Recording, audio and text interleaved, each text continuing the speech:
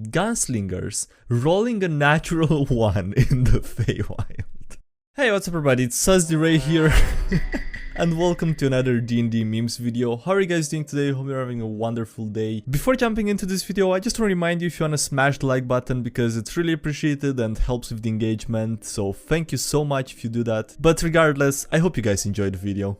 Do it, buddy, do it. Living up to the name. Look, Buddy's wearing little wings. He's a real dragon now.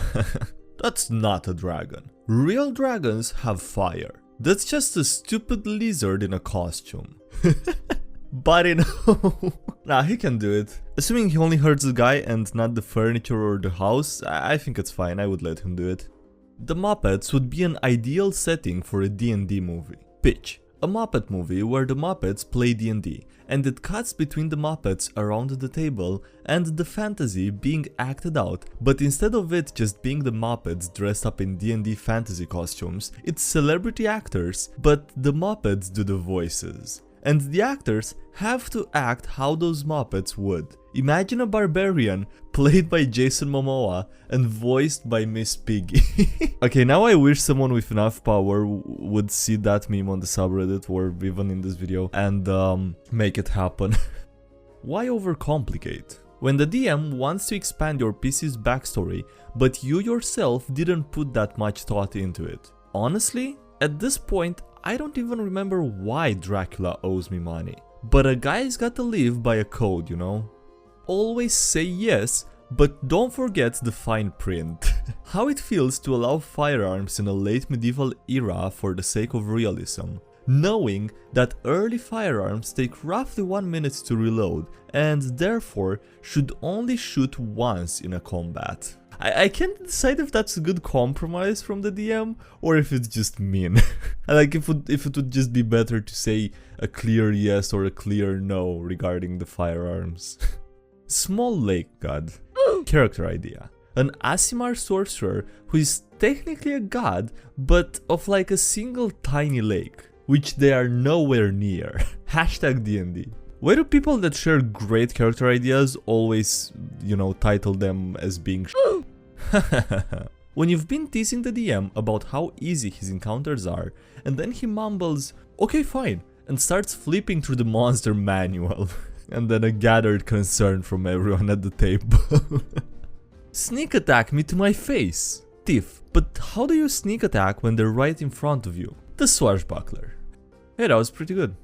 Ranger's favorite enemy or bromance? You know where we live, know our history, speak our language. You must really love elves. Favored enemy. Beginning at first level, you have significant experience studying, tracking, hunting, and even talking to a certain type of enemy. Choose a type of favored enemy. Aberrations, beasts, celestials, constructs, dragons, elementals, fae, fiends, giants, monstrosities, oozes, plants, or undead.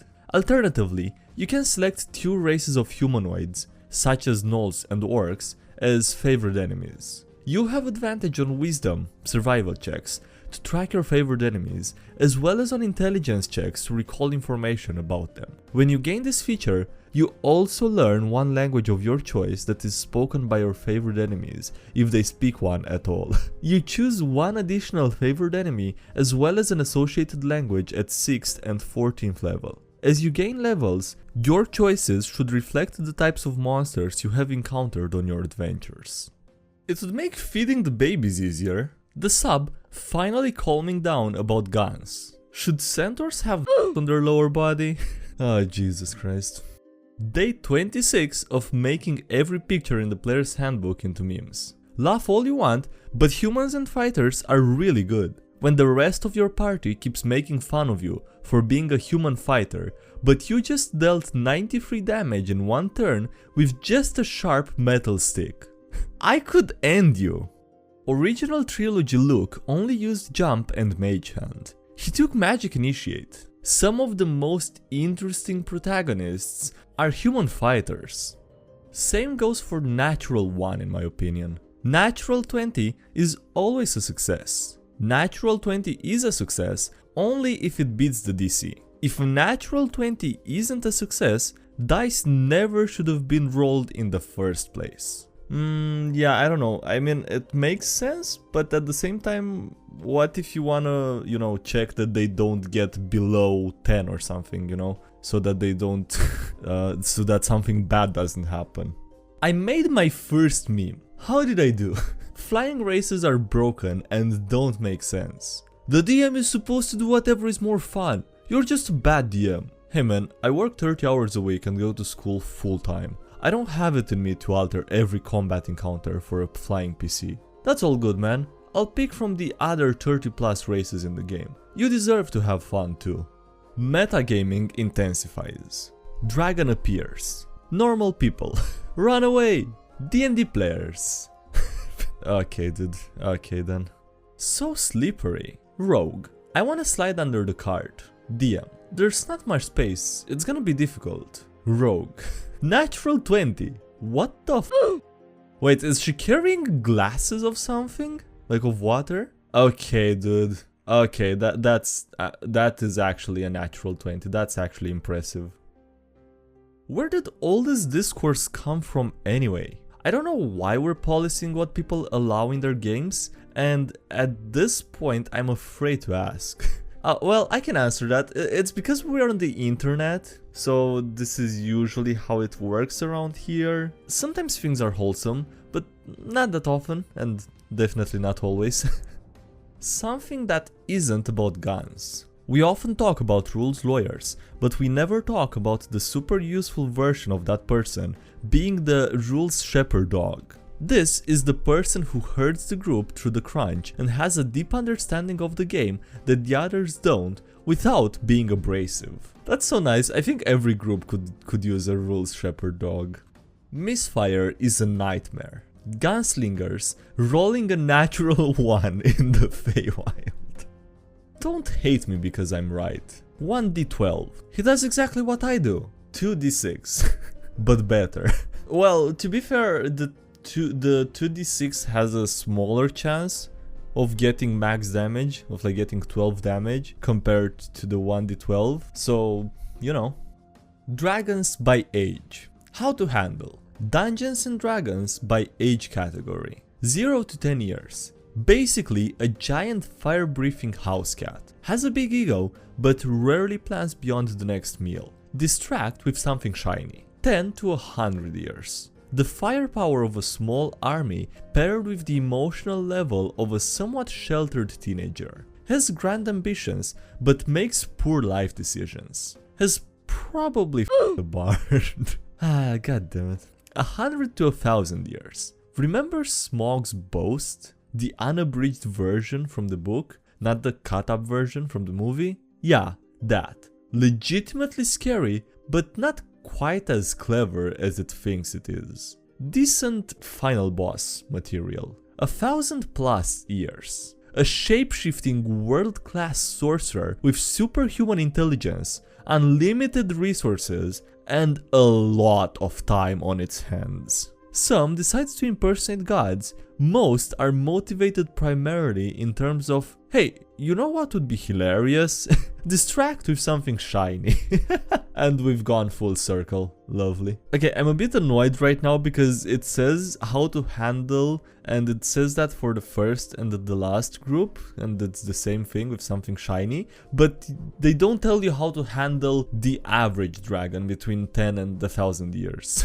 What the f? Faith will only get you so far. The cleric's god once they're out of spell slots. Is it gonna go away? Okay, yeah, it just lives. Classic.